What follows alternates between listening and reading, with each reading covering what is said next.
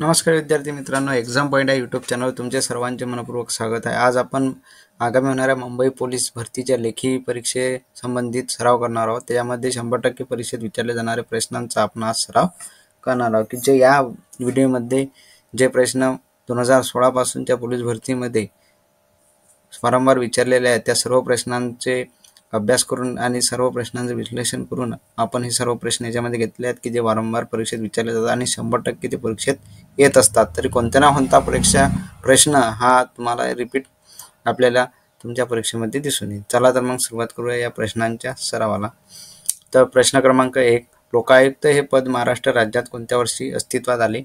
तर याचे पर्याय खाली दिलेले आहेत। तर या पर्यायापैकी पर्याय क्रमांक 4 हे याचे उत्तर आहे। तर 1972 मध्ये लोकायुक्त हे पद महाराष्ट्र राज्यात अस्तित्वात आले। प्रश्न क्रमांक 2, कोकणच्या दक्षिण सीमेजवळून कोणती नदी वाहते? तर याचे पर्याय सुद्धा खाली दिलेले आहेत। या पर्यायापैकी पर्याय क्रमांक 1 तेरेखोल हे याचे उत्तर आहे। तर कोकणाच्या दक्षिण सीमेजवळून तेरेखोल ही नदी वाहते। पुढील प्रश्न, त्रिमूर्ती व इतर बौद्ध लेण्यांमुळे जगप्रसिद्ध ठरलेली घारापुरी कोणत्या जिल्ह्यात आहे? तर याचे पर्याय खाली दिलेले आहेत। तर या पर्यायापैकी पर्याय क्रमांक 4 रायगड हे याचे उत्तर आहे। तर रायगड जिल्ह्यामध्ये त्रिमूर्ती व इतर बौद्ध लेण्यांमुळे जगप्रसिद्ध ठरलेली घारापुरी ही लेणी आहे। पुढील प्रश्न, महाराष्ट्रात चित्रनगरी हे चित्रपट निर्मितीचे केंद्र कुठे उभारण्यात येत आहे? तर याचे पर्याय सुद्धा खाली दिलेले आहे। तर या पर्यायापैकी कोल्हापूर हे याचे उत्तर आहे। तर महाराष्ट्र चित्रनगरी हे चित्रपट निर्मितीचे केंद्र कोल्हापूर येथे उभारण्यात आलेले आहे। महात्मा गांधींच्या प्रेरणेने स्थापन करण्यात आलेल्या राष्ट्रभाषा प्रचार समितीचे मुख्यालय कुठे आहे? तर याचे पर्याय सुद्धा खाली दिलेले आहेत। या पर्यायापैकी पर्याय क्रमांक सी वर्धा हे याचे उत्तर आहे। पुढील प्रश्न, भारताच्या राज्यसभेचे अध्यक्ष कोण आहेत? तर भारताच्या राज्यसभेचे अध्यक्ष पर्याय क्रमांक 4 जगदीप धनखड हे आहेत। म्हणजे भारताचे जे उपराष्ट्रपती असतात ते राज्यसभेचे पदसिद्ध अध्यक्ष असतात। तर उपराष्ट्रपती यांच्या संबंधित कोणती कलम आहे ती आम्हाला तुम्ही कमेंटमध्ये सांगा। पुढील प्रश्न, भारतातील क्षेत्रफळाच्या दृष्टिकोनातून मोठे राज्य कोणते आहे? तर याचे पर्याय खाली दिलेले आहेत। तर या पर्यायापैकी राजस्थान हे याचे उत्तर आहे। राजस्थान हे भारताच्या क्षेत्रफळाच्या दृष्टिकोनातून सर्वात मोठे राज्य आहे। पुढील प्रश्न, तर खालीलपैकी कोणती गर्ता हिंदी महासागरात आहे? तर त्याचे पर्याय सुद्धा खाली दिलेले आहेत। तर या पर्यायापैकी पर्याय क्रमांक 4 सुंदा ही गर्ता हिंदी महासागरात आहे। पुढील प्रश्न, पानिपतची तिसरी लढाई कोणत्या वर्षी झाली? तर याचे पर्याय सुद्धा खाली दिलेले आहेत। तर या खाली दिलेल्या पर्यायापैकी पर्याय क्रमांक सी याचे उत्तर आहे। 1761 मध्ये पानिपतची तिसरी लढाई झाली। तर पानिपतची पहिली लढाई केव्हा झाली? तर पानिपतची पहिली लढाई ही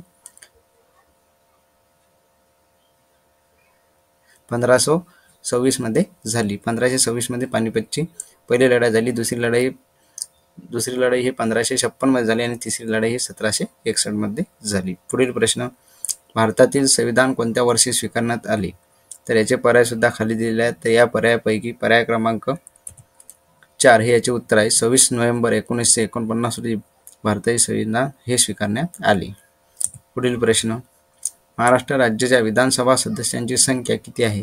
याचे पर्याय सुद्धा खाली दिलेले आहेत। तर या पर्यायापैकी पर्याय क्रमांक 2 288 हे महाराष्ट्र राज्याचे विधानसभा सदस्यांची संख्या आहे। याच्यावर चालू घडामोडीशी संबंधित प्रश्न विचारला जाऊ शकतो। तर विधानसभा ही कोणत्या कलमांद्वारे स्थापन केली जाते? याचे उत्तर मला तुम्ही कमेंटमध्ये सांगा। पुढील प्रश्न, जालियनवाला बाग हत्याकांडाच्या निषेधार्थ सर ही पदवी कोणी परत केली? याचे पर्याय खाली दिलेले आहेत। तर याच्या पर्यायापैकी पर्याय क्रमांक 4 याचे उत्तर आहे। रवींद्रनाथ टागोर यांनी जालियनवाला बाग हत्याकांड झाला होता त्याच्या निषेधार्थ जी ब्रिटिश सरकारजवळून जे पदवी दिल्या जाते सर ही पदवी त्यांना परत केली होती। पुढील प्रश्न, भगवान गौतम बुद्ध यांचा जन्म कुठे झाला होता? याचे पर्याय खाली दिलेले आहेत। तर याचे पर्याय क्रमांक 2 लुंबिनी येथे भगवान गौतम बुद्ध यांचा जन्म झाला होता। खालीलपैकी कोणती व्यक्ती भारतीय रिझर्व्ह बँकेचे गव्हर्नर नव्हते? या प्रश्नाचे पर्याय खाली दिलेले आहेत। तर या पर्यायापैकी पर्याय क्रमांक 4 श्री श्रीधरन याचे उत्तर आहे। म्हणजे श्री श्रीधरन हे भारतीय रिझर्व्ह बँकेचे गव्हर्नर नव्हते। पुढील प्रश्न, गेटवे ऑफ इंडिया हे भारताचे प्रवेशद्वार म्हणून कोणत्या वर्षी बांधण्यात आले. याचे पर्याय खाली दिलेले आहेत. या पर्यायापैकी पर्याय क्रमांक 2 1911 मध्ये गेटवे ऑफ इंडिया भारताचे प्रवेशद्वार म्हणून बांधण्यात आले. पुढील प्रश्न, खालीलपैकी हिंदी महासागरातील प्रवाळ बेटांचे उदाहरण म्हणून कोणते बेट सांगण्यात येईल? तर याचे पर्याय सुद्धा खाली दिलेले आहेत. तर या पर्यायापैकी मालदीव हे हिंदी महासागरातील प्रवाळ बेटांचे उदाहरण म्हणून बेट सांगता येईल. पुढील प्रश्न, राज्यसभेचे सभासद होण्यासाठी वयोमर्यादा कमीत कमी किती वर्षे असणे आवश्यक आहे? याचे पर्याय खाली दिलेले आहेत. तर या पर्यायापैकी पर्याय क्रमांक 4 हे याचे उत्तर आहे. वयाचे 30 वर्ष पूर्ण झाल्यानंतर तुम्ही राज्यसभेचे सभासद होऊ शकता. तर राज्यसभेसंबंधित कोणती कलम आहे ती मला कमेंटमध्ये तुम्ही सांगा. पुढील प्रश्न, मुंबई पोलीस आयुक्तालयामध्ये एकूण किती पोलीस परिमंडळे आहेत? तर याचे पर्याय खालीलप्रमाणे आहेत. तर या खालील पर्यायापैकी पर्याय क्रमांक 3 13 हे याचे उत्तर आहे. म्हणजे मुंबई पोलीस आयुक्तालयामध्ये एकूण 13 पोलीस परिमंडळ आहेत. पुढील प्रश्न, खालीलपैकी कोणत्या मराठी साहित्यिकास ज्ञानपीठ पुरस्कार मिळाला नाही? तर याचे सुद्धा पर्याय खाली दिलेले आहेत. तर या पर्यायापैकी पर्याय क्रमांक 4 लक्ष्मीकांत देशमुख हे याचे उत्तर आहे. म्हणजे लक्ष्मीकांत देशमुख हे जे आहेत त्यांना मराठी साहित्य ज्ञानपीठ पुरस्कार मिळाला नाही. म्हणजे पर्यायापैकी वरील जे 3 आहेत त्यांना मराठी साहित्याचा ज्ञानपीठ पुरस्कार मिळाला आहे. त्यामुळे हे सर्व वरील 3 नाव सुद्धा तुम्हाला परीक्षा दृष्टिकोनातून लक्षात ठेवणे महत्त्वाचे आहे. पुढील प्रश्न, LPG गॅसचे 2 प्रमुख घटक कोणते? याचे सुद्धा पर्याय खाली दिलेले आहेत. तर या पर्यायापैकी पर्याय क्रमांक 3 हे त्याचे उत्तर आहे. म्हणजे प्रोपेन व ब्युटेन हे 2 घटक जेव्हा एकत्र येतात तेव्हा LPG गॅस निर्माण होते किंवा तयार होते. म्हणून LPG गॅसमध्ये 2 प्रमुख घटक आढळतात, त्यांना प्रोपेन आणि ब्युटेन असे म्हणतात. पुढील प्रश्न, खालीलपैकी कोणता दिवस पोलीस स्मृती दिन म्हणून भारतात पाळला जातो? हा सर्वांना अवगत असणारा प्रश्न आहे आणि हा प्रश्न वारंवार परीक्षेत विचारला जात असतो. त्याचे पर्याय आहे. पर्याय क्रमांक 2 21 ऑक्टोबर रोजी पोलीस स्मृती दिन म्हणून भारतात पाळला जातो. पुढील प्रश्न, आवाजाची तीव्रता मोजण्याचे एकक कोणते? तर आवाजाची तीव्रता मोजण्यासाठी पर्याय क्रमांक 4 डेसिबलमध्ये आवाजाची जी तीव्रता आहे ती मोजल्या जात असते. हे सुद्धा महत्त्वाचे आहे. पुढील प्रश्न, महाराष्ट्रात उच्च न्यायालयाचे खंडपीठ खालीलपैकी कोणत्या ठिकाणी नाही?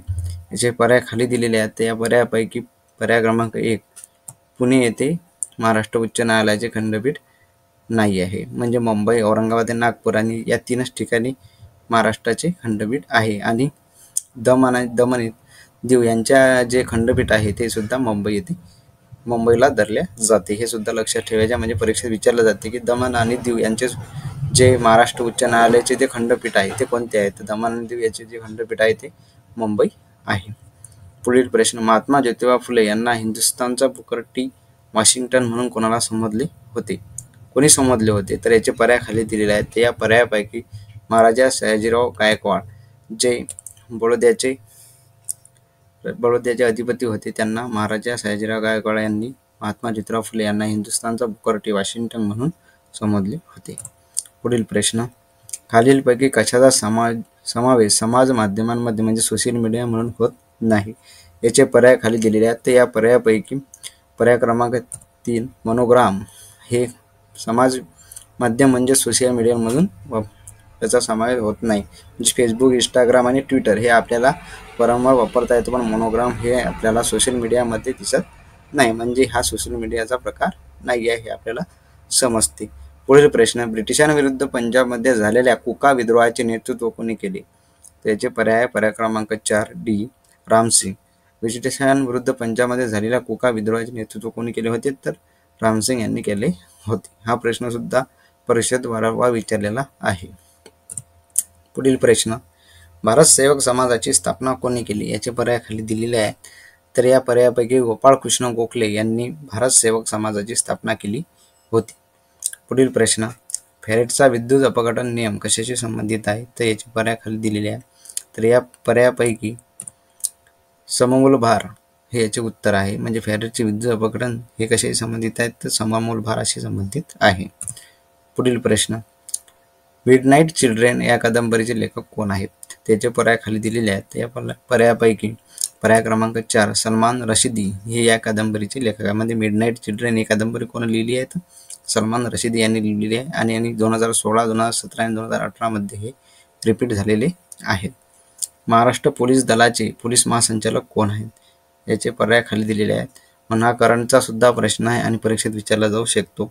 म्हणजे पर्याय क्रमांक 2 रश्मी शुक्ला यांनी आताच पुन्हा तो पदभार स्वीकारलेला आहे. म्हणून महाराष्ट्र पोलीस दलाचे मूळ पोलीस महासंचालक जे आहेत ते रश्मी शुक्ला ह्या आहेत. पुढील प्रश्न, राष्ट्रीय विषाणू विज्ञान संस्था कुठे आहे याचे पर्याय खाली दिलेले आहेत. तर या पर्यायापैकी पर्याय क्रमांक 2 पुणे हे याचे उत्तर आहे. म्हणजे पुणे येथे राष्ट्रीय विषाणू विज्ञान संस्था आहे. पुढील प्रश्न, पंढरपूर येथे सोखामेळा धर्मशाळा कोणी बांधली याचे पर्याय खाली दिलेले आहेत. तर या पर्यायापैकी पर्याय क्रमांक सी संत गाडगेबाबा हे त्याचे उत्तर येते. म्हणजे पंढरपूर येथे सोखामेळा धर्मशाळा ही संत गाडगेबाबा यांनी बांधली आहे. पुढील प्रश्न, कोवॅक्सिन ही कोविड-19 लस भारत बायोटेकने कोणाच्या सहाय्याने तयार केली. तर याचे उत्तर आहे ICMR.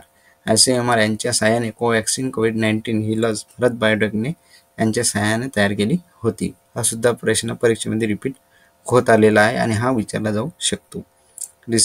पुढील प्रश्न, रिसर्च अँड ॲनालिसिस विंग ही कोणत्या प्रकारची संस्था आहे. हा सुद्धा पोलीस भरतीच्या दृष्टिकोनातून अत्यंत महत्त्वाचा प्रश्न आहे. याचे पर्याय खाली दिलेले आहेत.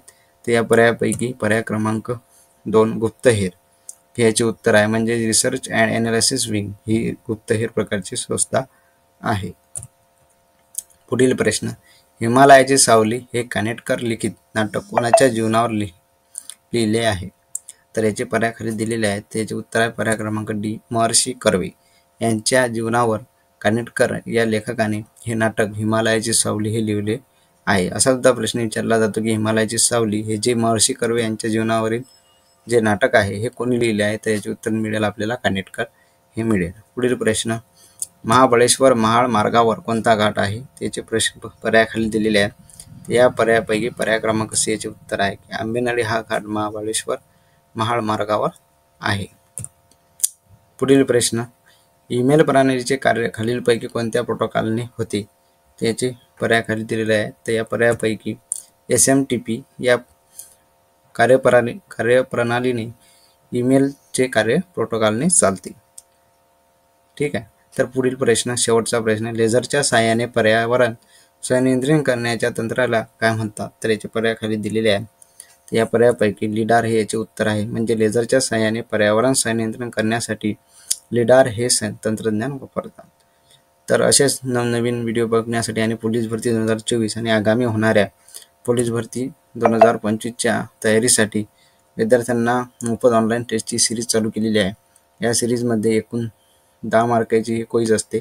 ज्यामध्ये रोज घडणाऱ्या चालू घडामोडींचा अभ्यास केलेला असतो. तरी सर्व विद्यार्थ्यांनी क्विज दररोज सोडवावी याची लिंक आपण डिस्क्रिप्शनमध्ये दिलेली आहे. ही आपल्या WhatsApp channel only exam point याच्यावरती दिलेली आहे. असेच नवीन व्हिडिओ बघण्यासाठी तसेच आमच्यासोबत पोलीस भरती रेल्वे भरतीची तयारी करण्यासाठी आमच्या ओनली एक्झाम पॉईंट या चॅनलला सबस्क्राईब करा आणि बेल आयकॉनला क्लिक करा, जेणेकरून पुढील व्हिडिओ तुमच्यापर्यंत पोहोचेल. व्हिडिओ पाहिल्याबद्दल सर्व विद्यार्थी मित्रांचे मनपूर्वक धन्यवाद. जय हिंद, जय महाराष्ट्र, जय शिवराय.